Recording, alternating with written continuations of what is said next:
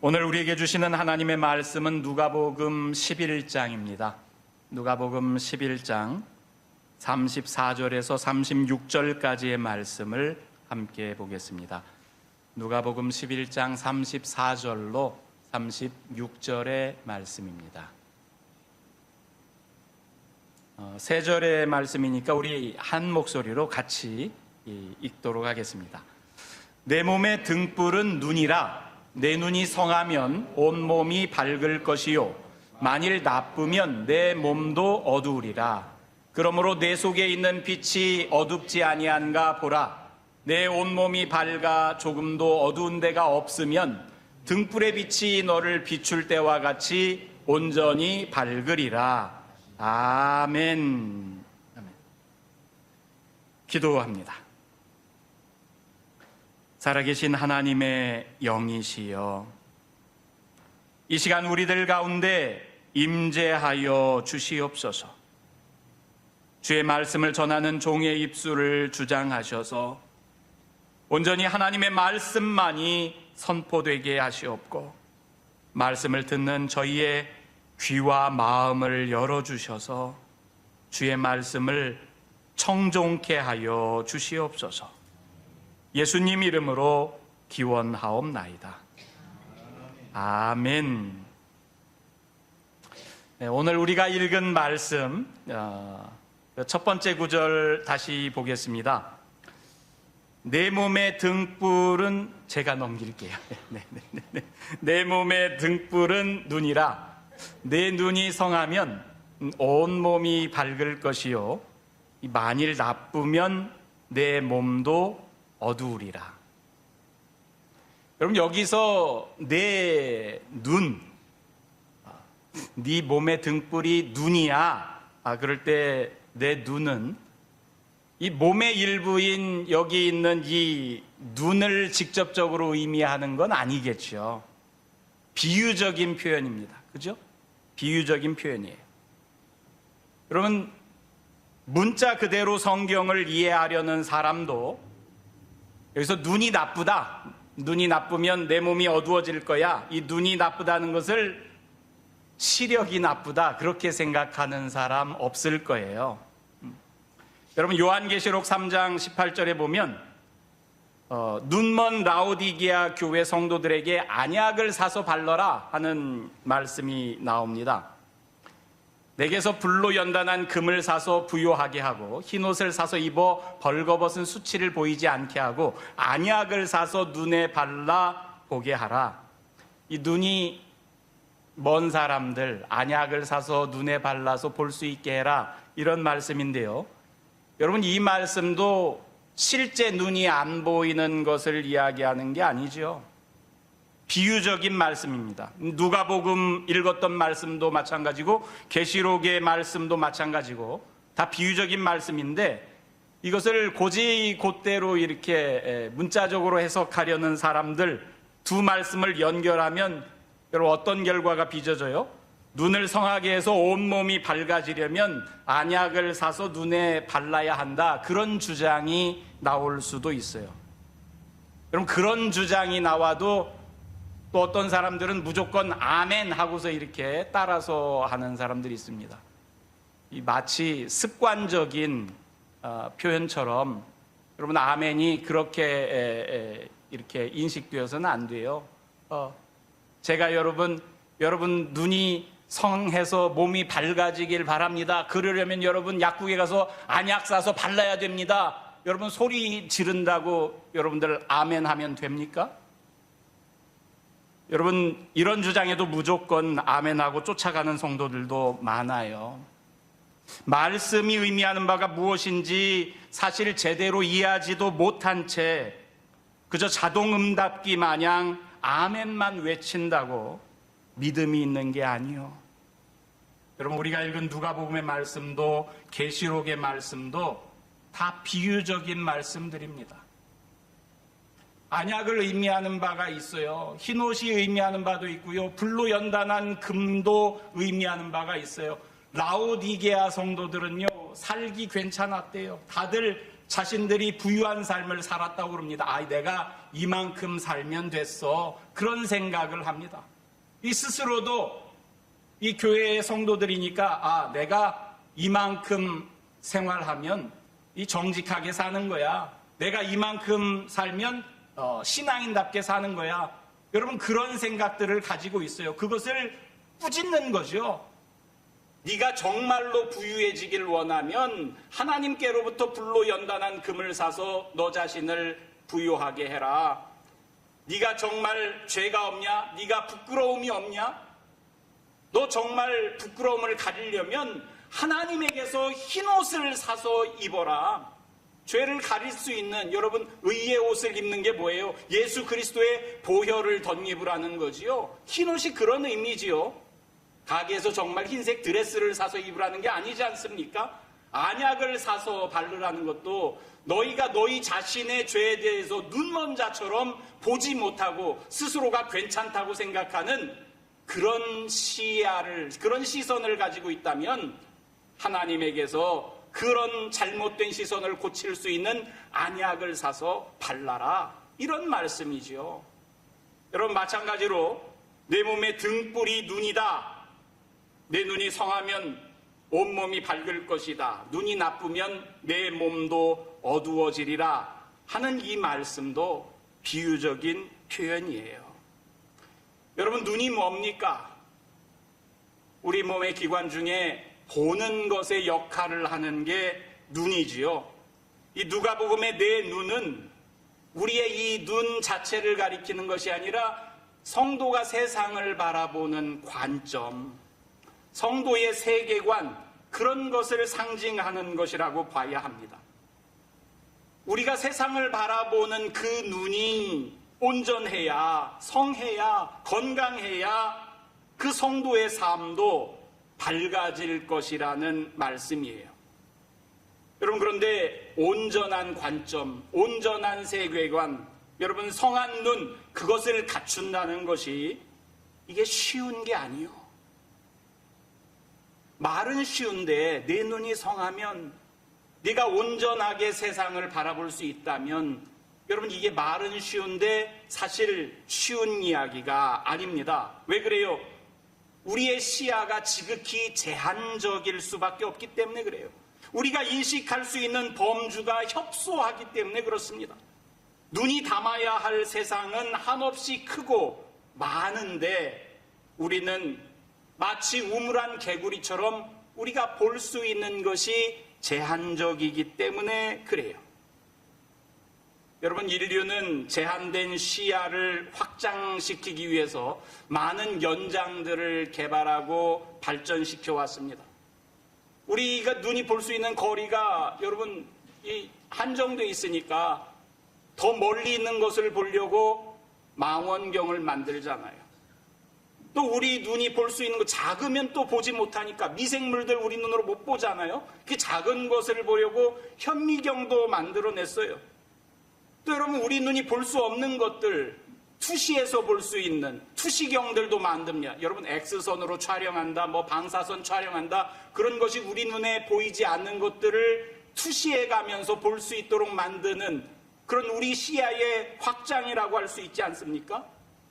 전파를 활용해서 눈이 직접적으로 보지 못하는 것들을 망원경, 전파 망원경 그런 것으로 보기도 합니다. 여러분 소나라고 그러죠. 또 음파를 활용해가지고 우리가 보지 못하는 것들을 봐요. 바닷속에 고기들이 어디 있는지. 여러분 자동차 후진하면서 부딪히지 않도록 삐삐삐삐 소리 나는 것도 여러분 그런 소나 아니에요? 이런 것들이 다 우리 시야를 연장시켜서 볼 수 있는 것들을 확장해 나가는 그런 결과물이라고 할 수 있을 거예요. 그런데 그럼에도 불구하고 시야가 제한적일 수밖에 없어요. 여러분 망원경의 예를 볼까요? 멀리 있는 것을 본다고 망원경을 들여다보면 시야가 더 좁아져요. 저희 아이에게 여러분 천체 망원경이 하나 있었습니다. 이 초등학교 다닐 때 누구에게서 중고로 천체 망원경을 이렇게 하나 샀는데 제법 좋은 거예요. 반사망원경인데 달 표면을 보면 분화구도 이렇게 자세하게 들여다볼 수 있을 만큼 배율이 좋은 그런 망원경입니다. 근데 망원경으로 달을 찾아서 볼 수 있게 하는 게 쉽지 않아요.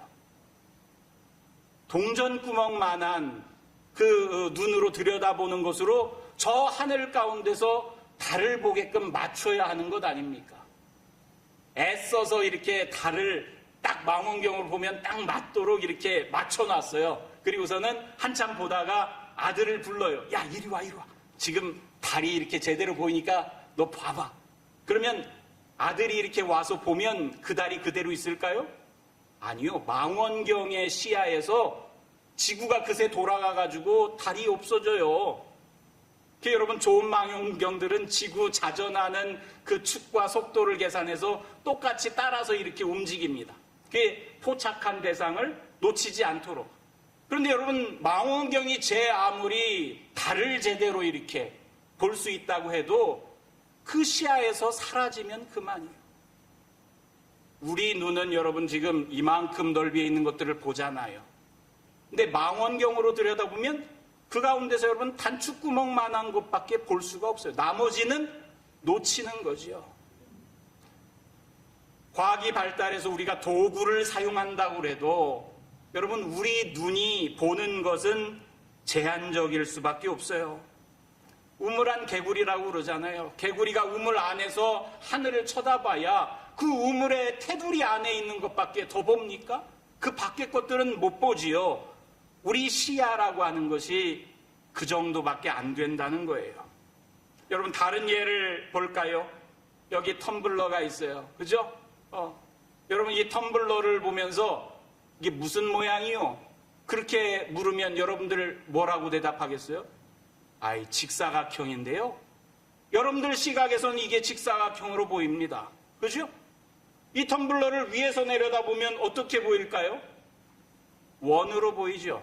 여기 물이 담겨 있어서 제가 이렇게 보여드릴 수는 없지만, 여러분, 보는 각도에 따라서 어떤 사람은 이 원통형 텀블러를 보면서 아, 저건 원이구나 이렇게 볼 수도 있고, 어떤 사람은 야, 저건 길쭉한 직사각형이구나 이렇게 볼 수 있어요. 직사각형이라고 말하는 사람 잘못 보는 건가요? 아니요, 제대로 보는 거예요. 단지 일면만 보는 거죠. 한쪽의 면만 보는 거예요. 그죠? 근데 그 일면이 진실이에요. 진실이 아닌 게 아니야. 이걸 위에서 내려다본 사람도 직사각형 대신에 원으로 그것을 보는데 그것도 진실이죠. 여러분, 두 사람이 같은 걸 보는데 한 사람은 사각형으로 보고 한 사람은 원으로 봐요. 그런데 둘 다 진실이야. 그렇잖아요. 일면만을 바라보는데 그 일면이 거짓이 아니야. 진실이야. 그런데 전부가 아니죠. 우리가 보는 것이 그렇다는 거예요. 여러분들이 무엇을 볼 때 전부를 보지 못합니다. 일면만을 봐요. 아, 이게 진실인데? 마치 코끼리, 장님이 코끼리 만질 때 같죠? 코끼리 다리를 만진 사람은 야, 코끼리는 커다란 기둥 같아. 맞지요? 옳은 소리예요. 코끼리 귀를 만진 사람은 아니, 큰 부채 같아. 맞지요? 옳은 소리예요. 그러나 여러분, 코를 만지든 귀를 만지든 다리를 만지든 그게 일면만을 이해한다 뿐이지 전체 코끼리를 이해하는 게 아니잖아요. 우리의 시야가 그렇습니다. 여러분, 만일 텀블러나 코끼리가 아닌 더 복잡한 사물이나 다른 사람을 볼 때, 그러면은 그 이해하는 게 얼마나 더 협소해지겠어요. 사람들뿐만 아니라 사람들 사이에 얽힌 사건을 볼 때, 그 사건들이 또 쌓인 역사를 바라볼 때, 우리는 전부를 바라보는 게 아니라 그 가운데 일부 편린 아주 작은 것 하나만을 바라볼 뿐입니다. 기껏 일면의 진실만을 보는 거지요. 일면의 진실만을 봅니다. 여러분 중에 어떤 사람은 나는 보수가 좋아, 또 어떤 사람은 나는 진보가 좋아. 그러지만 두 사람들 하는 이야기를 들어보면 둘 다 진실을 얘기해요. 거짓이 아니야. 그런데 전부가 아니지요. 일면만을 보고 이야기하는 거예요. 하나님에 대한 우리의 신앙도 마찬가지요. 아, 하나님은 이런 분이지 하고 내가 이해하는 것. 여러분, 하나님에 대한 일면만을 우리가 보고 이해하는 거예요. 사람들마다 하나님에 대한 이해가 다 달라. 사람들마다 성경을 이해하는 깊이도 다 달라요. 사람들마다 다른 사람을 바라보고 이해하는 정도도 다 달라요. 그러나 그 다름 속에서 온전하게 전부를 바라보는 사람은 아무도 없어요. 우리가 보는 것, 그 일면이 전부가 아닌 것을 겸손하게 우리가 알아야 합니다. 여러분, 구약성경 사무엘에 보면 우리가 보는 것이 하나님이 보는 것과 어떻게 다른지 보여주는 말씀이 나오지요. 그의 용모와 키를 보지 말라. 내가 이미 그를 버렸노라. 내가 보는 것은 사람과 같지 아니하니 사람은 외모를 보거니와 여호와는 중심을 보느니라. 여러분, 사무엘이 하나님의 말씀에 이끌려서 이스라엘의 초대 왕인 사울을 대신할 다음 왕제를 만나는 장면에서 주어진 말씀입니다. 사무엘의 눈에 흡족한 인물이 들어옵니다. 그래서 역시 왕제다운 인물이야. 그런 생각을 하고 있을 때 하나님께서 하시는 말씀이에요. 너 그 사람의 용모와 키를 보지 마. 그러면서 뭐라고 그러세요? 사람은 외모를 보지만 나 여호와는 중심을 봐. 내가 보는 건 사람이 보는 것 같지 않아.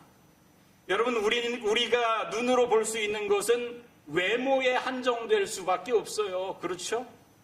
그것도 외모 전체도 아니고 우리가 바라보는 한 면, 외모의 일면만을 우리가 봅니다. 그런데 하나님은 그 외모를 넘어서서 내가 보는 건 사람이 일면이 아니라 전부를 보시는 거지요. 실체를 들여다보는 거예요. 하나님은 어떻게 중심을 보실까? 그리고 하나님이 보시는 중심이란 건 또 뭘까? 그럼 하나님 중심을 보신다 그러는데 하나님이 보시는 중심이 뭘까? 그런 생각 안 해보셨습니까? 사실 이 구절은요, 본래 히브리어 원문을 의역해 놓은 거예요. 이것을 직역하면 이런 뜻이 됩니다. 여러분, 히브리어는요, 오른쪽에서 왼쪽으로 읽어가는 거예요. 이 위에 써 있는 게 히브리어입니다. 그걸 이제 한국말로 소리 나는 대로 이렇게 적어 보니까 하 아담 이르에 라 에나임 이렇게 돼 있어요. 이게 무슨 말이냐면 문자적으로 그대로 1대1로 이렇게 번역을 하면 하 아담 사람은 그 사람은 이르에 본다. 라 무엇으로? 에나임 눈. 사람들은 눈으로 본다. 이런 뜻이에요. 그리고 그 밑에 와 야훼 그리고 여호와는 이르에 본다. 라 무엇으로? 레바브 심장으로 본다. 또는 마음이라고도 해요. 사람은 눈으로 보는데 하나님은 뭘로 본대요? 마음으로 본대요. 여러분, 이것을 의역해가지고 눈으로 보는 게 외모니까 사람은 외모를 보지만 하나님은 여호와는 중심을 본다. 우리말로는 그렇게 이렇게 적혀 있어요. 근데 히브리어를 문자 그대로 들여다보면 눈으로 봐 우리는. 근데 하나님은 마음으로 봐. 그런 말이에요. 본래는.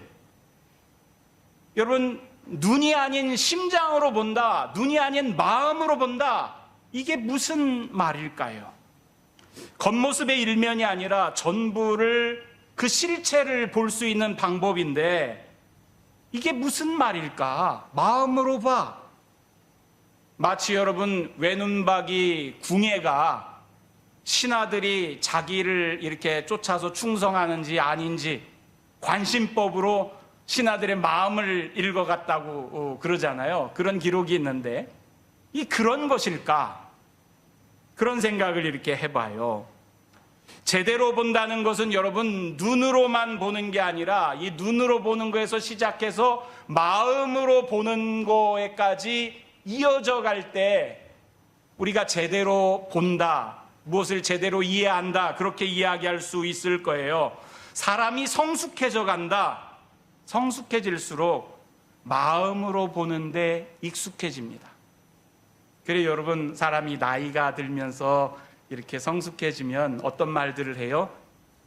보이는 게 전부가 아니야. 그런 말들 하잖아요. 예? 현자들이, 지혜로운 분들이 그런 말을 합니다. 아유, 저 사람 왜 저래? 뭐 이렇게 누가 불평하면은 보이는 게 다가 아니야. 그게 뭐예요? 보이지 않는 것도 보는 거예요. 마음으로 보이지 않는 것까지 보는 거예요. 타인의 행동이 이해가 되고 타인의 고통이 내 고통처럼 이해가 됩니다. 마음으로 볼 때는. 여러분, 부끄러운 말이지만 저는 저와 가장 가까운 사이인 같이 사는 아내를 보는데도 마음으로 볼 줄 몰랐어요. 둘이서 두 돌 된 아이를 데리고 미국에 유학을 와서 함께 공부하는데 어느 날 아내가 막 울면서 저한테 이야기를 합니다. 나 너무 힘들어. 아내도 저랑 같이 학생으로 같이 공부를 했어요. 또 저랑 같이 생활을 위해서 이것저것 파트타임으로 일을 했지요. 저랑 같이 한 거예요. 저도 공부하고 아내도 공부하고. 저도 파트타임으로 여러 가지 일을 하고 아내도 파트타임으로 여러 가지 일을 하고. 그건 저와 같이 했는데 아내 혼자 한 게 있더라고요. 집에서 주부로 살림해요. 밥하고 빨래하고 여러분 집 청소하고 그런 것들을 해요. 엄마로 아이를 양육해요. 우리 두성원 전도사님은 굉장히 잘 하시더라고. 근데 저는 잘 못했어요. 아이 기저귀를 몇 번이나 갈아줬을까? 아마 이렇게 손에 꼽아볼 것 같아요. 그렇게 많이 갈아주지 않았어요. 대부분 다 아내가 했습니다. 몸은 하나인데 자기가 하는 일이 너무 많다고, 자기가 감당할 수 없다고, 힘들다고 하면서 울어요. 아내가 우는데 여러분 충격이었습니다. 같이 살면서도 힘든 줄을 몰랐어요. 살림하고 양육하고 하는 게 그저 당연하게만 생각했죠. 여자면 그거 해야 되는 일 아니야? 여러분, 뼛속까지 이 가부장적인 한국 사회에서 자라나가지고 애 키우고 집에서 밥하고 빨래하고 하는 거 아내가 하는 게 당연한 줄로만 알았어요. 근데 너무 힘들다면서 우는데 이게 내가 몰랐구나. 내가 아내가 어떤지 내 마음으로 아내를 바라본 적이 없었구나. 저는 하나님께서 여러분 짝을 이렇게 지어주실 때 돕는 배필로 배우자를 준다. 여러분 돕는 배필로 이렇게 아담에게 하와를 주시잖아요. 그래서 하나님께서 나에게 내 아내를 내 돕는 배필로 주었구나. 그렇게 생각했어요. 그래서 아내가 나를 위해서 밥해주는 게 당연하고 아내가 내 옷을 빨래해주고 다림질해주는 게 당연하고. 근데 여러분 조금 뒤집어서 생각하면 하나님은 제 아내에게 돕는 배필로 저를 주셨는데 나는 아내를 도와서 뭘 했지? 여러분 그런 것을 생각해 볼 때 내가 참 아내에게 못했구나. 여러분 저는 괜찮은 남편인 줄 알았어요. 그런데 내가 돕는 배필로 아내에게 뭘 했지? 아내가 울 때 생각을 해보니까 참 나쁜 남편이었어. 그런 생각이 이렇게 들어요. 여러분, 그때부터 무엇을 하면 아내가 조금 덜 힘들 수 있을까? 무엇을 하면 아내가 좋아할 수 있을까? 그런 생각을 하기 시작했습니다. 그 이전에는 그런 것도 몰랐어요. 그래서 집안일을 하기도 하고, 그때부터 설거지를 시작하기도 하고, 여러분, 그때부터 빨래를 이렇게 세탁기에 돌리기도 하고, 청소기를 이렇게 돌리기도 합니다. 물론 다 하지 않고 아내가 지금도 하는 시간이 훨씬 더 많지요. 뭘 내가 돕는 배필로 도와줄 수 있을까? 그게 마음으로 아내를 보는 거라고 생각해요. 그럼 그래서 주일 아침이면 일부 예배 때 저는 아내 차를 타고 옵니다. 그래서 가는 길에 기름도 넣어주고 세차도 해다가 주고, 이게 돕는 배필로 할 수 있는 일 가운데 하나라고 생각해서 말이죠.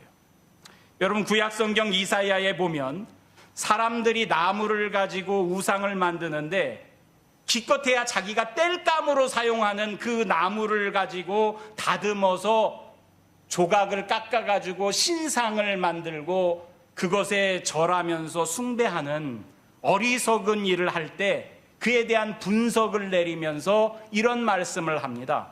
그들이 알지도 못하고 깨닫지도 못함은 그들의 눈이 가려서 보지 못하며 그들의 마음이 어두워져 깨닫지 못함이라. 눈이 가려서 보지 못하고 마음이 어두워져서 깨닫지 못하더라. 사람이 왜 우상을 숭배하냐? 왜 우상에 종속된 삶을 사냐? 눈과 마음이 가리워지고 어두워져서 그렇다는 거예요. 눈과 마음이 어두워지면 여러분, 온전한 삶을 살 수가 없어요. 온전한 신앙생활도 할 수 없고요, 온전한 가정생활도 할 수 없습니다. 직장생활도 마찬가지지요. 상대방의 마음이 어떤지 내 마음이 어두워서 볼 수 없으면 그 사람과 함께 살아갈 수 없어요. 여러분, 가정이 화목하려면, 일터가 웃음꽃이 이렇게 넘치려면 마음으로 볼 줄 알아야 해요. 내 눈이 밝아져서 상대를 볼 줄 알아야 합니다. 여러분, 우상이라는 게 뭐예요? 우리의 눈을 가리워서 하나님을 못 보게 하는 게 우상 아닙니까? 우리 마음을 하나님께서 홀려내서 여러분, 하나님께서 멀어지게 하는 것이 우상 아닙니까? 지금 내 눈을 가리고 있는 것이 무엇인지, 내 마음이 어두워져서 깨닫게 하지 못하는 것이 무엇인지, 그런 것이 여러분들에게 있다면 그게 지금 우상이요. 우리들 가운데는 아무도 나무 인형을 깎아가면서 거기에 절하진 않지요. 다른 우상들이 있어요. 어떤 사람에게는 물질이, 재물이 내 우상이 될 수도 있고, 어떤 사람에게는 정치적인 신념이 우리의 눈을 가리고 우리의 눈으로 하여금 전부가 아닌 일면만을 바라보면서 그 일면의 진실이 전부인 양 나를 이끌고 가게 한다면 그것이 우리에게 우상일 수 있지요. 여러분, 오늘 성경 말씀에서 예수님은 이렇게도 말씀하십니다. 네 속에 있는 빛이 어둡지 아니한가 보라. 우리 속에 있는 빛이 어둡지 않은지, 여러분이 보시기에 여러분은 어떤 상태입니까? 여러분의 삶이 어둡다고 생각되나요? 혹 여러분의 마음이 어둡다고 생각됩니까? 그러면 여러분들이 사실 그리스도인의 본성에서 멀어진 삶을 사는 거예요.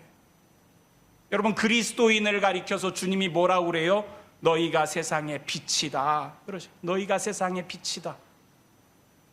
빛인 우리가 우리 속에 있는 빛을 가만히 들여다보니까 그게 어두워.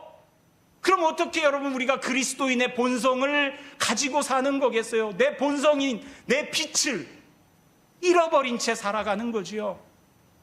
돌아봐야 합니다. 내 속에 있는 빛이 지금 어둡지 아니한가? 여러분, 어두운 세상에 눈이 가려서 제대로 보지 못하는 이들을 바른 길로 이끌어가는 게 빛 아닙니까? 우리가 그 빛이 되어야 하는데 우리 스스로도 그 빛이 어두워져서 나조차도 어두움 가운데 있다면 다른 사람을 어떻게 우리가 인도해 내겠어요? 사도 바울이 그래서 이렇게 기도를 합니다. 에베소 교인들을 위해서 바울이 뭐라고 해요? 내가 기도하는데 너희 마음의 눈이 밝아지기를 기도한다. 너희 마음의 눈이 밝아지기를 기도한다. 그래서 그의 부르심의 소망이 무엇이며 성도 안에서 그 기업의 영광의 풍성함이 무엇인지 너희로 알게 하시기를 내가 구한다. 그러면서 기도해요. 여러분, 이 구절 바로 앞절에 바울이 쓰고 있는데 우리 마음의 눈을 밝혀주시는 분이 계시다고 이야기해요. 성령 하나님입니다. 바울은 기도하기를 하나님 지혜와 계시의 영을 우리에게 주셔서 우리 마음의 눈이 밝아지게 해주세요. 하나님 지혜와 계시의 영을 우리에게 주셔서 우리가 하나님을 알 수 있게 해주세요. 그렇게 기도해요. 우리의 마음의 눈이 밝아지도록 그렇게 기도를 합니다. 여러분, 마음의 눈이 밝아질 때 우리의 삶이 밝아질 수 있어요. 오늘 읽은 구절의 마지막이지요. 내 온몸이 밝아 조금도 어두운 데가 없으면 등불의 빛이 너를 비출 때와 같이 온전히 밝으리라. 여러분, 성령 하나님께서 저와 여러분들의 마음의 눈을 밝혀주시길 원합니다. 내 눈이 밝아져서 일면이 아니라 하나님처럼 그냥 눈으로 보는 것이 아니라 마음으로 들여다보고 그 마음 자체가 또 밝아져서 우리의 마음이 이 구절처럼 등불의 빛이 너를 비출 때와 같이 우리 마음이 밝아져서 온전히 밝아져서 마음뿐만 아니라 우리의 몸이 우리의 삶이 온전히 밝아져서 예수님께서 너희가 세상의 빛이야 라고 하신 그 말씀이 실제 내 삶에서 드러나 보일 수 있기를 바랍니다.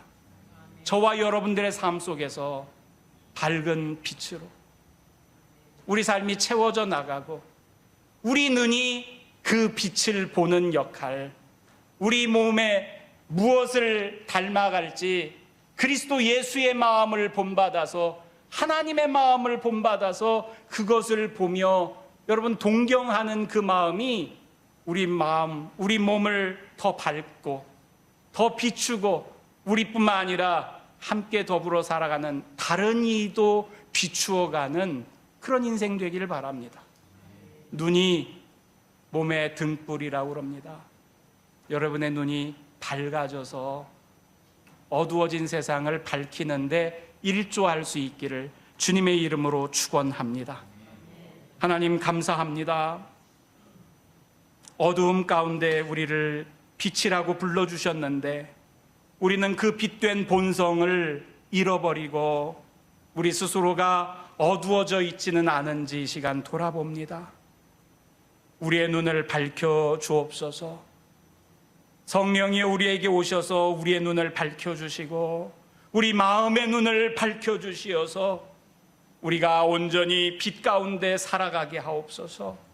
빛된 삶을 이루게 하시고 다른 이들도 그 빛으로 어두움을 밝히는 인생들 될 수 있도록 저희를 축복하여 주시옵소서. 예수님 이름으로 기원하옵나이다. 아멘.